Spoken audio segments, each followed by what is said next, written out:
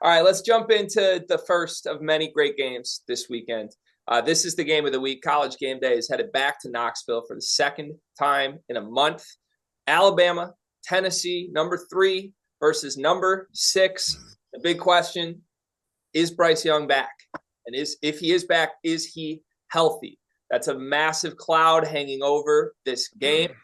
Clint, let's start with you. Is that going to be the narrative of this game? Just as simple as that? Is Bryce Young back, or is there more to it than that? Well, I think that's going to be the lead story. I mean, I think there's several storylines here that are intriguing, but that's going to be the lead story. Hell, it's the quarterback. It's a Heisman Trophy winner, Heisman Trophy candidate. I mean, that's big time headlines, no question about it. And this is a monster game, man. So, is Bryce Young back? I guess we haven't got official word yet, and if he is, what exactly does he look like?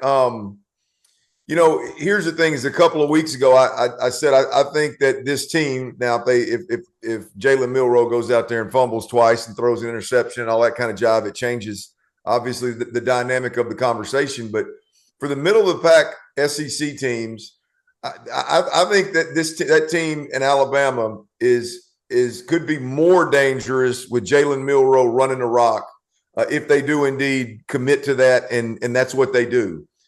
The thing that Bryce Young brings to the table is all of a sudden you've got this extremely high ceiling and you can score 50 in a hurry on anybody, right?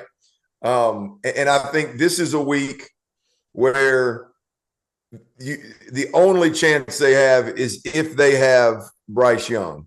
They're playing one of the highest scoring offenses in the country that plays with pace, that it's not reliant on just the quarterback's talent. Their play caller is scheming dudes wide ass open all over the field.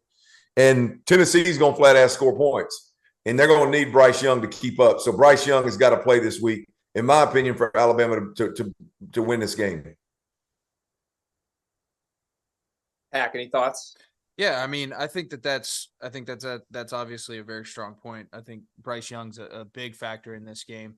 You know, the other thing I just want to touch on too is it's not like this Tennessee team's just out there scoring a bunch of points and not giving a damn on defense. They're playing some pretty good. They're playing some pretty good sound ball on that side of the rock. And I think, coming into it, and again, this may be another crazy ass statement, but the way it played out against the previous games this year this is how I would approach it if I was Tennessee. I'm going to go out there and go and make Bryce Young beat me. I'm going to get in a shootout with him with Hendon Hooker. I'm going to take Jahmyr Gibbs out of the football game. Tennessee has the 11th ranked rush defense in the country right now. They're doing a damn good job of that. And I'm going to make Bryce Young outscore my guys and Josh Heupel and Hendon Hooker as a duo, as opposed to just, having to go out and take one guy out. I think that's going to be Tennessee's winning formula. And I think they'd be happy to step in that ring with anybody. Hack, was that some PFF numbers from you? No. Best rush defense? No. That's just it's statistically significant at this point in the season. Okay, I'm just curious. I know what the snake behind the scenes was like in that. When we hear Hack throwing out numbers, that's a good thing. It's all good. Hey, Hack, you bring up defense, right? I think that's the second storyline outside of Bryce Young is the Alabama defense. Yeah. I think Alabama just hasn't been tested. I mean, I think the best opponent they played to date is Arkansas. Best quarterback they played to date, I think, is KJ Jefferson. And if you look at what KJ does and what Kendall Briles, what they do, they're not out there scheming guys up and getting, like a real complicated or creative pass game. I mean, everything is predicated off the power run game between the tackles. That's a totally different attack than what Heupel and Hendon Hooker are bringing to the table. Mm-hmm. I mean, they're scheming guys open in the pass game because they want to, not because they're running the football well, and it's a byproduct of running the football. They're scheming guys open whenever the hell they want to. And so I think this is the best offense. I don't think, hell, I know I'm going to quit saying that. This is the best offense that Alabama's faced to date. And at the end of the day, the question is Alabama's defense as real as everybody thinks they are? And here's the other thing, too, is you look at, Texas gave them hell with Quinn Ewers in that first half. Yep. And again, I'm not going to go back and keep beating a dead horse with that. I still think that Texas wins that ball game if Quinn Ewers plays that entire game. But I'll let that be dead because, you can't go back and change that. But I think heading into this, Heupel is on the same level to me as Sarkisian from a play caller, play designer, like everything that you've just been hitting on, Clint. And I think with the way that Hendon Hooker has been playing since he arrived in Knoxville, and with the efficiency and confidence that he's been playing this year specifically, it's going to be tough to slow him down. And I agree with you. I think Will Anderson's a great player. I think they got great players. I don't think they have as a complete defense as they've had in the past in terms of complementing one another on all three levels of the field. So, Clint, I want to pick at something you said. You said that you don't feel like Alabama has been very tested this year. And I get your point. I obviously agree with it just based on necessarily the caliber of opponents they've played. However, could we flip that and say, in fact, they have been tested just by some not so great football teams? I mean, to the wire against Texas, to the wire against Texas A&M.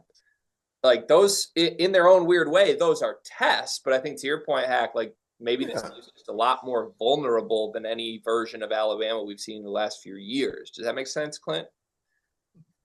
Yeah, look, I think they've been battle tested. I mean, they've been in moments. Quarterback gets hurt at Arkansas. The Arkansas made a mad rush in the third quarter to make that thing interesting, and they separated. Texas comes out, playing with their hair on fire. They knock Quinn Ewers out of the game, and they find a way last drive to make a play. They did it against Auburn last year. They did it against, they lost to A&M last year. This is a battle-tested team. I just feel like when you Alabama right now on the defensive side of the football is being couched as a dominant defense, and I don't believe they've been they haven't been up against a quarterback or a play caller other than Quinn Ewers and Sarkisian, like you said, and they were surgical for a quarter.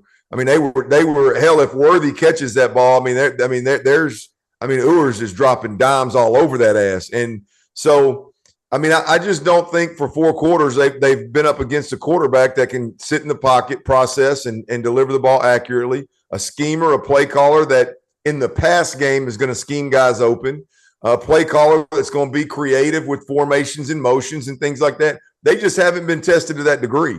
And I just think on the back end of this, assuming Bryce Young plays, on the back end of this, I think we are going to learn more about Alabama's defense than anybody on the football field. Any position, any unit, any team on the football field, I think we're going to know more about Alabama's defense. Wow. Pack, you agree with that? Yeah, no, I agree with it. I don't think they're as good as what they're touted to be. Like I said, I think they got great players. I don't think there's a complete unit as they have been really in the past 4, 5, 6 years. I don't think there is a complete unit as any of those other units. So we'll see. And the other element with this Tennessee team is pace and tempo. So you can't get exotic. You can't get you gotta play sound. You gotta play gap sound. Otherwise they're gonna gas you. And you gotta do it in the heat of the moment at Tennessee. There's a lot that goes into it, man. So I think that I agree with you. I think we'll find a lot out about them. All right, final question on this game. If Hendon Hooker has a standard Hendon Hooker performance that he's had this season, maybe a rushing touchdown, maybe 2 through the air, 250 plus yards, etc. Tennessee wins this game. Is he the clear Heisman favorite in your eyes? Hack, go first, and then Clint, I want your answer too. I'm not going to say the clear Heisman favorite, but he puts his name in there. I still think the way C.J. Stroud's been playing, it's hard to go against that. And I think both these guys are still going to have ample opportunities for Heisman moments. And we all know that award's not won really until November, anyway. So this will definitely help, though. And I think it'll propel him from people got him right on the fringe right now to where his name's kind of like on the outskirts of the frames of all these Twitter pictures and shit. He's right there right now. He'll be front and center. If he beats Alabama, he'll be front and center. Believe that. Yeah, well, look, here's the deal is right now he's standing outside the red velvet rope. I know it's sexy to put him in there right now, to let him in the club right this second because of 5 games in. He's done a good job. But look, I'm going to tell you what. Right now, Hendon Hooker is outside the red velvet rope, and he's texting some guy inside that works there going, hey, man, come out here and get me. right? Bryce Young and C.J. Stroud and Caleb Williams. And hell, I'll even throw, wasn't that you had talking about Jahmyr Gibbs last week? I think somebody was talking about Jahmyr Gibbs. Blake Corum, the kid up in Michigan right now, is having a hell there of a you go. year. There you go. Yes. So, I mean, you got 3, 4, 5 guys that are hey, they're in the inside the ropes, baby. This right here, I think will legitimately not because somebody hyped his ass up or not because somebody wanted to get a click here or there. If Hendon Hooker plays well, that'd be great. But if he plays well and his team knocks off Alabama, you bet your ass he is the number one outsider. You know what I mean? Outside of the names that everybody's been talking about in the preseason, he's the number one outsider, and he's a new kid on the block, baby. All the chicks want to know who the hell that young buck is.